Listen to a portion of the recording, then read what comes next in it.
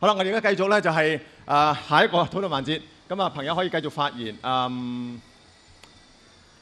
後邊嗰位係你冇錯。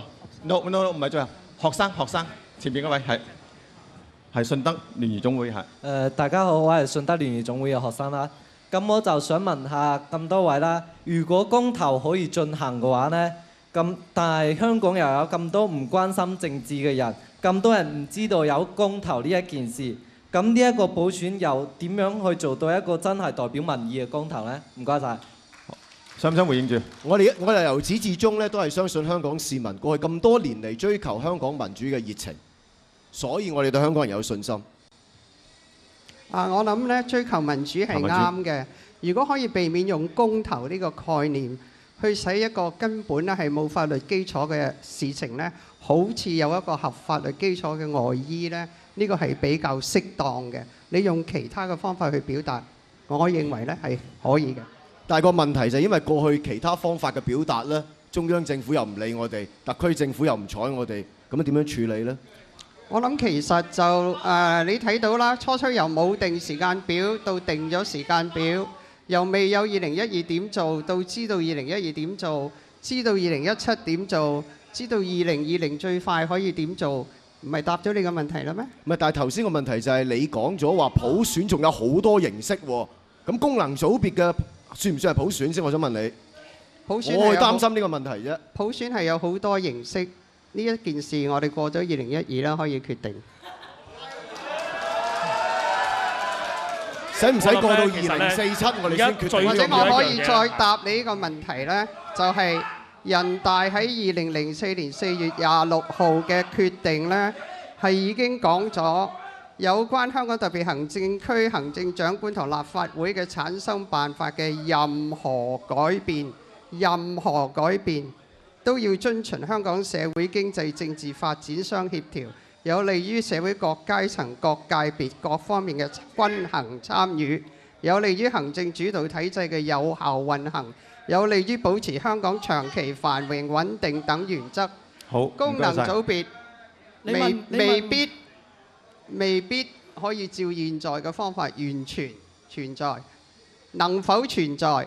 睇下佢可唔可以符合頭先我講嘅要求。咁咪違反咗基本法咯？基本法話最終達至普選啊嘛，係咪？你覺得功能組別100幾200個人又係一種普選嘅形式？喂，呢個係違反咗所有政治哲學。我冇講過呢件事，我冇講過。我頭先已經講咗。咁你覺唔覺得應該取消？我已經講咗咧，選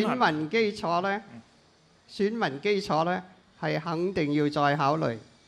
即係點考慮？你有冇睇過最近中大亞太研究所出嗰個民調呢？喺1月7號，佢講過有一個好值得即係我哋大家深思同關注嘅一個嘅結果，就係話呢，有37.1% 嘅受訪者呢係認為應保留呢一個即係普選時候落實嘅時候呢係應該保留功能組別。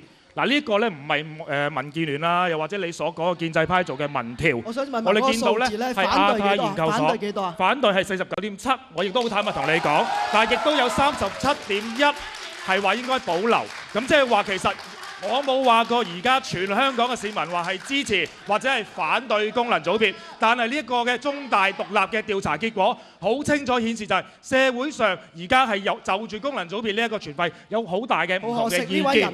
我最奇怪嘅37.1對49.7，呢一個我希望大家要睇清楚。幾時咁重視民調啦嚇？不如咁啦，幾時都唔中意。嗱，我挑戰你，我而家挑戰你，你好中意挑戰人㗎啦。普選嘅調查。行政長官同立法會好冇？如果我贏嘅，你民建聯支持呢一個普選制唔制啊？我見到我哋做緊乜民調啊？你有冇同意過啊？張生，問埋嗰個調查裏邊咧，有幾多個百分比嘅人係支持2012雙普選？真係搞笑啊！係超過50%啊！你同我講民調數字，其實我哋香港過往咧係做咗好多方方面面嘅民調，顯示出咧香港咧不嬲都有50幾60成人咧係支持盡快有普選。否定港人普選權。香港一個共識仲有顏面同好，你知道呢個好啦，太亂啦，冇辦法，觀眾係冇辦法聽到嘅。呢個意見咧，陶君行。兩位。唔係你知道香港人有呢一個意見係最好啦，咁你民建聯咪即係逆反民意咯？有咩意思咧？好啦，停一停，俾一談。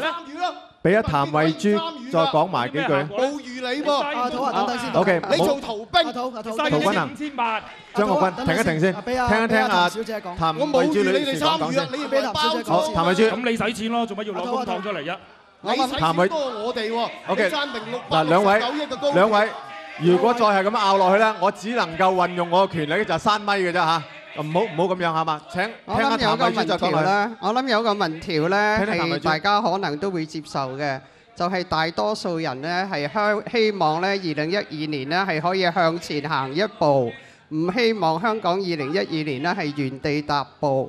大家如果尊重民調咧，就唔該你先交呢一個果實俾香港嘅市民。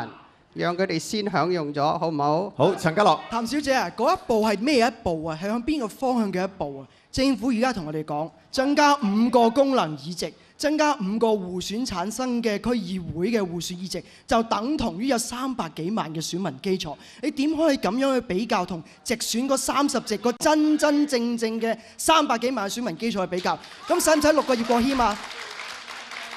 葉國謙而家咪最有代表性咯，係咪？或者6個葉有明我都唔接受呢個制度嘅。家樂，我聽到你嘅意思。唔可以咁樣。你嘅意思咧，除非係全民投票嘅話咧，任何嘅選舉都係錯嘅。嗱，如果你堅持公投嘅話咧，咁你咧就可以繼續做落去。我只可以話你聽咧，呢個係違憲嘅。好，我哋再聽聽現場朋友嘅講話。我哋先聽聽呢位先生講，然後其他朋友好嘛？大家好，我係姓文嘅。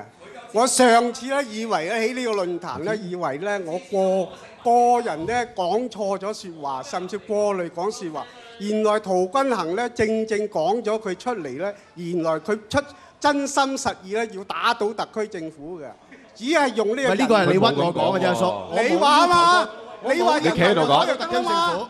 啊！你話人民，你話要還政於民，人民話要推翻特區，你有還政於民係打倒特區政府咩？你點解還政於民係打倒特區政府啊？叔，點解你對一功能組別嘅咁驚啊？你對功能組別點解咁驚啊？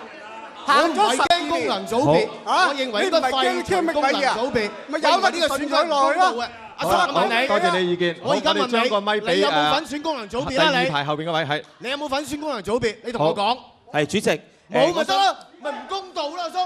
阿土啊，阿土，咪唔公道咯！好啦，我哋聽聽下一位朋友講下嘛。你有冇一份選功能組別啦？嗱，呢啲人就有份選功能組別，我話俾你聽。OK，投多你一票。主席，其實我哋咧偉大嘅中央咧最中意咧就係一句嚇窒香港人。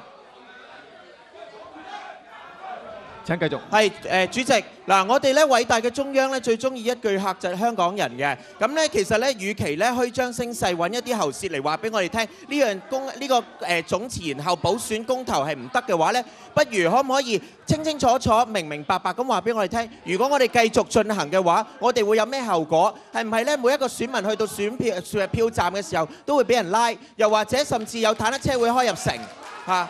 我就想問，如果根本呢啲係唔會發生嘅後果，你中央話知我哋香港人用我哋合法嘅方式去表達我哋嘅意見，話知我哋咁樣表達意見係有幾大嘅效用，而確實呢，就係呢一次只不過係具有公投意味嘅補選，我哋香港人係有補選權。好，將個咪俾隔離嗰位紅衫。再要補充多一句啊，譚慧珠，當年50萬人上街。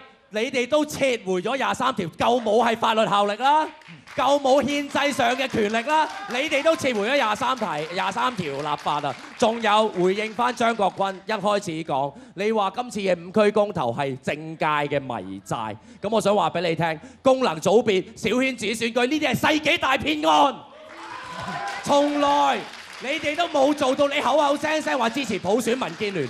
但係你哋從來冇做任何嘢，你哋淨係識得否決民主派真正嘅政改方案。好，民建聯最無恥。OK， 民建聯 OK， 最無恥。民建聯攞翻個咪。OK， 聽聽我講。OK， 嗱，我係主張意見多元化，但係我絕不能夠接受太過人身攻擊嘅嘢。哪一個最無恥？呢啲係無助於我哋嘅溝通嘅。如果佢又鬧翻你又無恥，咁又如何呢？